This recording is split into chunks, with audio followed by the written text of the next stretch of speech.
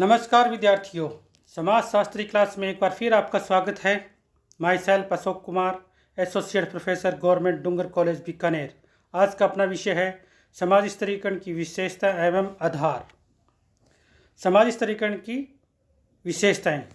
प्रसिद्ध समाजशास्त्री ट्यूमी ने समाज स्तरीकरण की निम्नलिखित विशेषताओं का उल्लेख किया है। नंबर 1, समाज स्तरीकरण की प्रकृति सामाजिक होती है। नंबर 2, समाज स्तरीकरण पुरातन है। नंबर 3, समाज स्तरीकरण प्रत्येक समाज में पाया जाता है।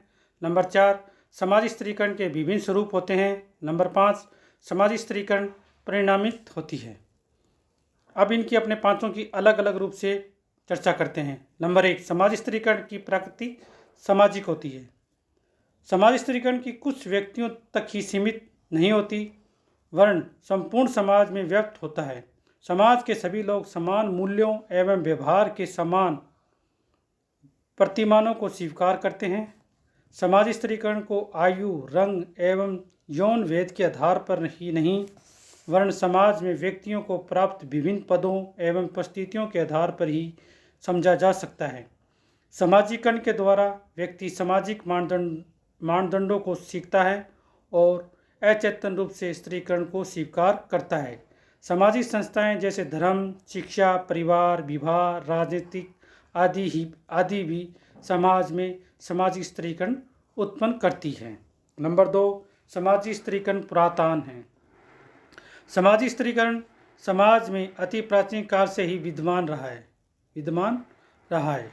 प्रत्येक समय में, प्राचीन समय में उसके आधार आयु, लिंग, शारीरिक शक्ति, जन्म आदि प्रदत्त गुण थे, जो वर्तमान समय में अर्जित गुणों का अधिक महत्व है। कार्ल मार्क्स की मानता है कि प्रत्येक युग में समाज में दो वर्ग रहे हैं, एक श्रमिक वर्ग, दूसरा पूंजीपति वर्ग। इस प्रकार वर्ग स्तरीकरण प्रत्येक समाज में सदैव ही विद्यमान रहा है।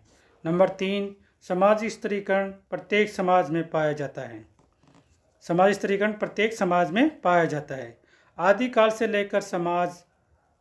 से लेकर आज तक कई ऐसे समाज नहीं पाया गया जिसमें स्तरीकरण ना हो। आदिकाल से लेकर आज तक ऐसा कोई समाज नहीं पाया गया है जिसमें समाज स्तरीकरण ना हो। उसके आधारों एवं स्वरूपों में अंतर हो सकते हैं, किंतु समाज स्तरीकरण सर्वत्र ही विद्यमान रहा है। प्रसिद्ध समाजशास्त्री बोटोमोर के अनुसार समाजों में वर्गों एवं स्तरों में विभाजन, जिससे प्रतिष्ठा एवं शक्ति का सोपान बनता है, सामाजिक संरचना का ही एक सार्वभौमिक तत्व है। नंबर 4, सामाजिक स्तरीकरण के विभिन्न स्वरूप हैं। सामाजिक स्तरीकरण के विभिन्न स्वरूप हैं। विश्व के सभी समाजों और सभी कालों में सामाजिक स्तरीकरण का समान स्वरूप नहीं रहा है, वरन समाज एवं काल के अनुसार इसके अनुसार स्वरूप में देखे जा सकते हैं। अति प्राचीन काल में सामाजिक स्तरीकरण का सरलतम आधार यौन वेद, आयु वेद और शारीरिक शक्ति था। भारत में जाति प्रथा के आधार पर सामाजिक स्तरीकरण पाया जाता है, तो यूरोप में वर्ग व्यवस्था अर्जित गुणों को अधिक महत्व दिया गया है। भारत में किसको पाया गया है? जाति प्रथा का आधार स्तरीकरण माना गया, जबकि यूरोप में वर्ग व्यवस्था एवं अर्जित गुणों को अधिक महत्व दिया गया है। मध्यकाल में दास एवं स्वामी सामाजिक स्तरीकरण के दो प्रमुख स्वरूप रहे हैं। अफ्रीका एवं अमेरिका में प्रजाति भेदभाव का लंबे समय से प्रचलन रहा है। इस प्रकार सभी समाजों में सामाजिक स्तरीकरण का प्रचलन इन्हीं सामान्य नियमों द्वारा न होकर स्थान, परिस्थितियां एवं संस्कृति द्वारा प्रभावित रहा है। नंबर 5, समाज स्तरीकरण परिणामिक है। ट्यूमिन कहते हैं कि समाज स्तरीकरण प्रामाणिक है। यह समाज में असमानता उत्पन्न करता है। इस असमानता को हम जीवन जीने के अवसर तथा जीवन शैली में देख सकते हैं। प्रत्येक व्यक्ति के जीवन जीने के अवसर एवं शैली सामाजिक स्तरीकरण के स्वरूपों के आधार पर भिन्न भिन्न होते हैं।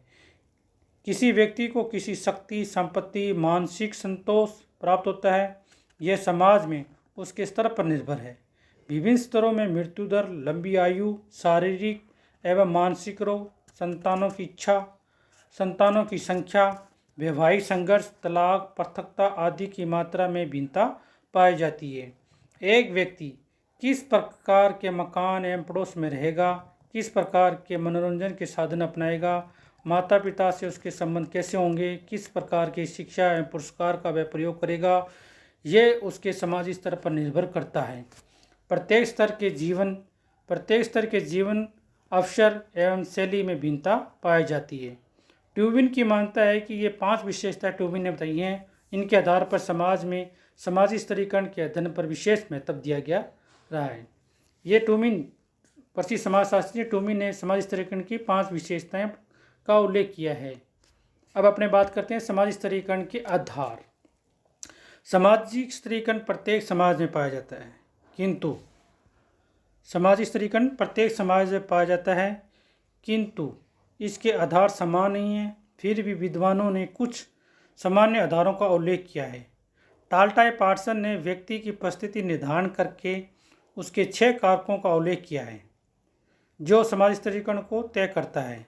नातेदारी समूह की सदस्यता, व्यक्तिगत विशेषता, अर्जित उपलब्धि, द्रव्यजात, सत्ता एवं शक्ति।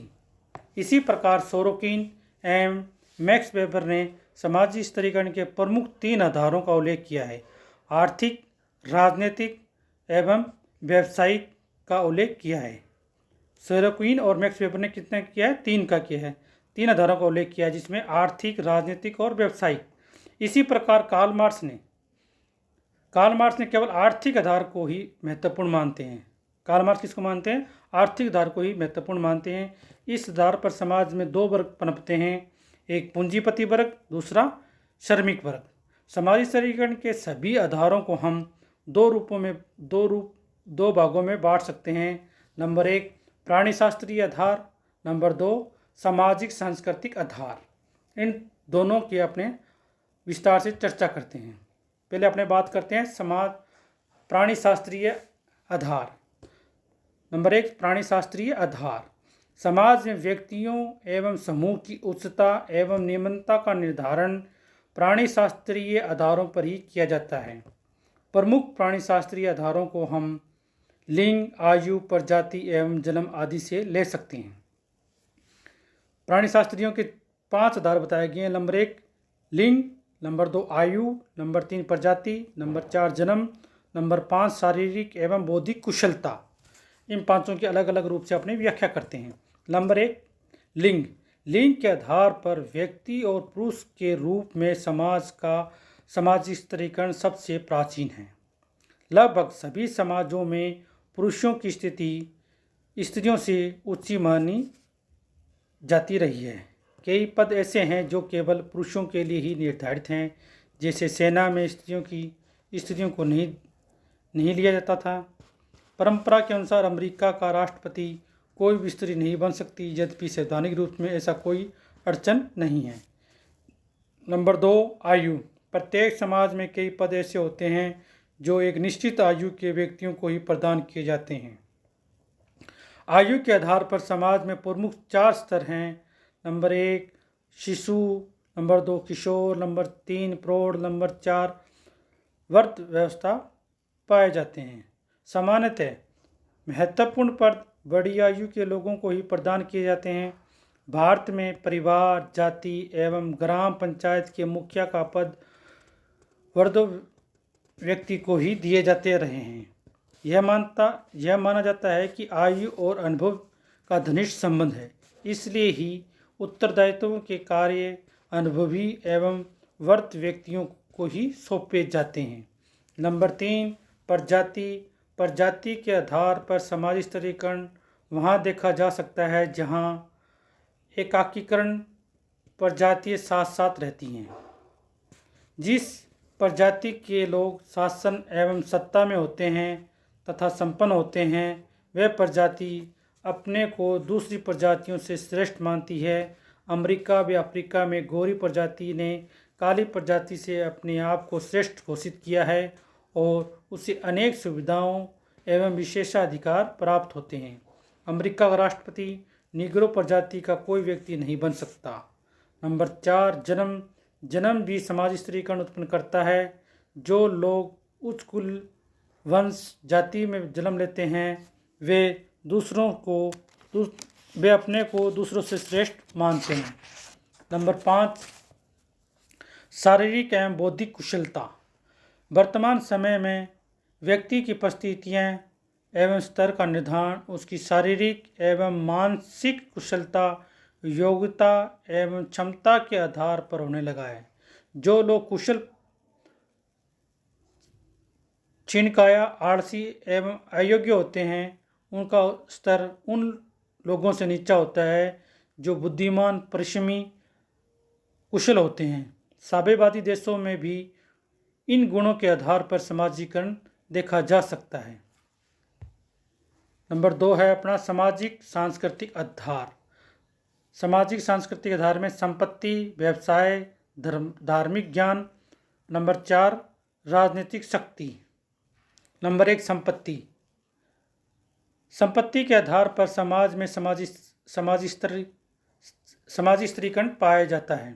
आधुनिक समाजों में ही नहीं वरन आदिम समाजों में भी संपत्ति के आधार पर ऊंच नीच का भेदभाव पाया जाता है। समाज में वे लोग उच्च माने जाते हैं जिनके पास अधिक संपत्ति होती है। वे सभी प्रकार की विलासिता एवं सुख सुविधाओं की वस्तु खरीदने की क्षमता रखते हैं, जिसके विपरीत गरीब तथा संपत्तिहीन की स्थिति निम्न होती है। संपत्ति के घटने व बढ़ने के साथ साथ समाज में व्यक्ति के स्तर भी घटता बढ़ता जाता है। नंबर 2, व्यवसाय। नंबर 2 क्या है? व्यवसाय। व्यवसाय भी समाजी स्त्रीकरण का प्रमुख आधार है। समाज में कुछ व्यवसाय सम्मानजनक एवं उच्च माने जाते हैं तो कुछ निम्न एवं घृणित, जैसे डॉक्टर, इंजीनियर, प्रशासक, प्राध्यापक आदि का पैसा बाल काटने, कपड़े धोने एवं चमड़े का काम करने वालों के पैसों से श्रेष्ठ एवं सम्माननीय माना जाता है। अतः इन पैसों को करने वालों की स्थिति भी समाजी स्त्रीकरण में उच्च होती है। नंबर 3, धार्मिक ज्ञान। धर्म प्रधान समाजों में धर्म भी समाजी स्त्रीकरण उत्पन्न करता है। जो लोग धार्मिक कर्मकांडों में संलग्न होते हैं, धार्मिक उपदेश देते हैं एवं धर्म के अध्ययन में रत रहते हैं, उन्हें सामान्य लोगों से उच्च माना जाता है। भारत में पुजारियों, धार्मिक गुरुओं, साधु संतों एवं सामाजिक परिस्थिति उनके धार्मिक ज्ञान एवं धर्म से संबंधित होने के कारण ही ऊंची रही है। वर्तमान में धर्म के महत्व के घटने के साथ साथ समाजी स्त्रीकरण निर्धारण में इनका प्रभाव भी कमजोर होता जा रहा है। नंबर 4 राजनीतिक शक्ति। सत्ता एवं अधिकारों के आधार पर ही समाज का स्त्रीकरण पाया जाता है। जिन लोगों के पास सैनिक शक्ति, सत्ता एवं शासन की बागडोर होती है, उनकी स्थिति उन लोगों से ऊंची होती है जो सत्ता एवं शक्ति विहीन होते हैं। शासक और शासित का भेद सभी समाजों में पाया जाता है। सी राइट्स मिल्स ने समाज स्त्रीकरण के लिए शक्ति को महत्वपूर्ण माना है। आर्थिक दृष्टि से संपन्न व्यक्ति सेना के उच्च अधिकारियों से अपने संबंध कायम रख लेते हैं और सामाजिक और आर्थिक, राजनीतिक, सामाजिक दृष्टि से प्रभावशाली बन जाते हैं। दूसरी तरफ वे लोग होते हैं जिनका आर्थिक, राजनीतिक एवं सामाजिक प्रभाव कम एवं नगण्य होता है, वे भिन्नता भी समाज में समाज स्त्रीकरण पैदा होते हैं। धन्यवाद। नेक्स्ट क्लास में आपको करवाएंगे समाजी स्त्रीकरण के प्रमुख सिद्धांत।